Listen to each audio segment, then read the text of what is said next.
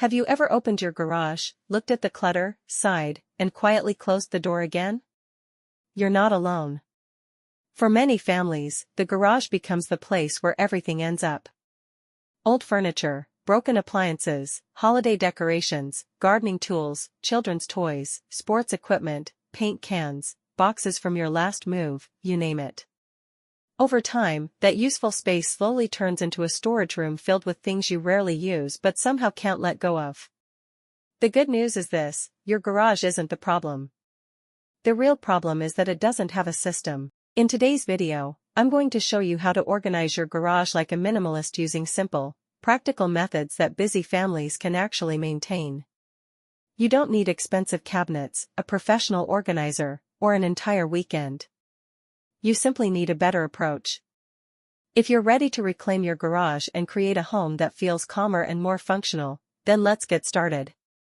Before we dive in, make sure you subscribe to Smart Living Mastery and turn on notifications because every week I share practical ideas to help you organize your home, manage your money wisely, and simplify life for your family. Now, let's begin. The first thing we need to understand is why garages become cluttered in the first place. Garages usually don't have clear rules. Unlike your kitchen, where utensils belong in drawers, or your bedroom, where clothes belong in wardrobes, the garage becomes the default destination for everything that doesn't have an obvious home. Instead of making decisions, we postpone them. We tell ourselves we'll sort through those boxes later. We'll fix that broken chair someday. We'll use those leftover tiles for another project. We'll sell that old bicycle next month. Months turn into years, and before you know it, your garage is full of postponed decisions instead of useful belongings. Minimalism isn't about getting rid of everything you own. It's about keeping the things that genuinely add value to your life and letting go of everything else. The first step is surprisingly simple. Don't try to organize the entire garage in one day. That's one of the biggest mistakes people make. Instead, choose just one section. Maybe it's one shelf, one wall, one corner, or the area around your workbench. Completing one small space gives you confidence and momentum to keep going. Remember, progress beats perfection every single time. Now here's where the real transformation begins. As you pick up each item, ask yourself 4 simple questions. Do I actually use this? Would I buy it again today? Is it working properly? Does it deserve valuable space in my garage? If the answer is no, it's time to let it go. Donate it if someone else can use it. Sell it if it still has value. Recycle it whenever possible. Or throw it away if it's broken beyond repair. Every unnecessary item you remove creates room for something that truly matters. Take a moment and tell me in the comments, which part of your garage needs the most attention? Is it tools, old boxes, sports equipment, or just a little bit of everything? I'd love to hear from you, and your answer might encourage someone else to start their own garage reset. Once you've decided what to keep, it's time to create zones. Think of your garage like a small store. Everything should belong to a specific category. Keep gardening tools together. Store car maintenance supplies in one place. Group cleaning products together. Create a dedicated area for sports equipment. Keep seasonal decorations in clearly labeled containers. Store DIY tools in one section. Camping gear should have its own space too. When everything has a home, putting things away becomes almost effortless. The next secret is one that professional organizers use all the time. Use your walls. Most garages have plenty of unused vertical space. Install hooks for bicycles. Hang ladders safely on the wall. Use pegboards for hand tools. Add sturdy shelves for storage bins. Install ceiling racks if you need extra room for seasonal items. The goal is simple. Keep as much off the floor as possible. The more visible your floor becomes, the larger and cleaner your garage instantly feels. Now let's talk about storage containers. One of the easiest mistakes people make is putting everything into random cardboard boxes.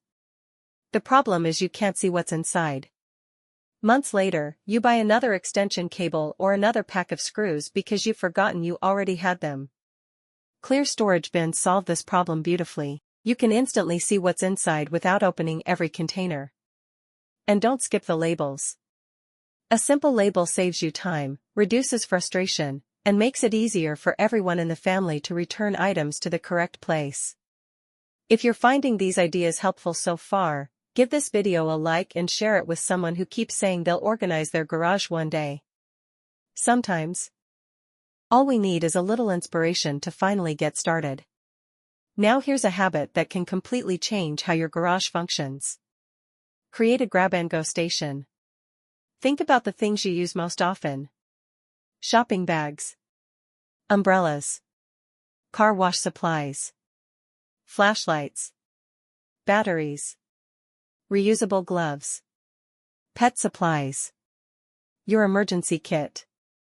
Instead of searching the entire garage every time you need one of these items, keep them together in one easy-to-reach location. It saves time every single week. Another powerful minimalist habit is the one in, one out rule. Whenever something new comes into your garage, something old leaves. Buy a new garden tool? Donate the old one. Replace your bicycle? Sell the previous one. Purchase a new toolbox? Throw away broken or duplicate tools. This simple rule prevents clutter from quietly returning.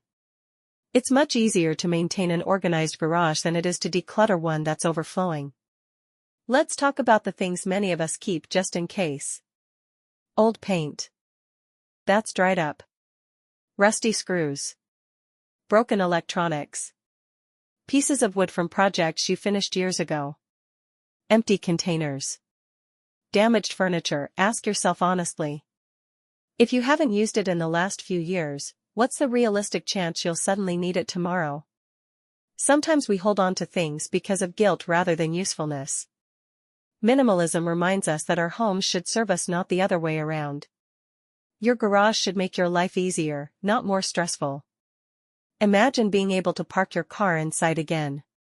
Imagine finding a screwdriver in less than a minute. Imagine knowing exactly where the camping gear is before your next family trip.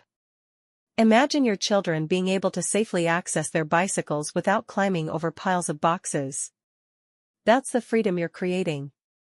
And here's another important tip. Don't wait until your garage becomes overwhelming again. Schedule a 10-minute garage reset once a month. Sweep the floor. Return misplaced items. Remove rubbish. Check if anything can be donated. That's it. 10 minutes every month is far easier than spending an entire weekend dealing with years of accumulated clutter. Remember, organizing isn't a one-time project. It's a lifestyle built on small, consistent habits. Before we wrap up, I have a challenge for you. This week, don't try to organize your entire garage. Choose just one corner. Set a timer for 15 minutes. Remove everything from that small area. Keep only what truly belongs. Then put everything back in a way that makes sense. When you're done, come back to this video and tell us how many items you removed. I genuinely love reading your success stories, and they motivate this amazing community to keep simplifying their homes. If you're serious about creating a clutter-free home and building a calmer life for your family, make sure you subscribe, because next week I'm sharing even more minimalist home organization ideas that are practical, affordable, and designed specifically for busy families. And don't forget to share this video with a friend or family member whose garage has become the household storage unit.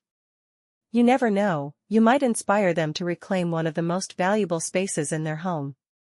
Thank you so much for spending your time with me today. Remember, minimalism isn't about owning less just for the sake of it. It's about making room for what truly matters. One shelf. One box. One decision at a time. Until next time, keep simplifying, keep growing, and keep mastering smart living. I'll see you in the next video.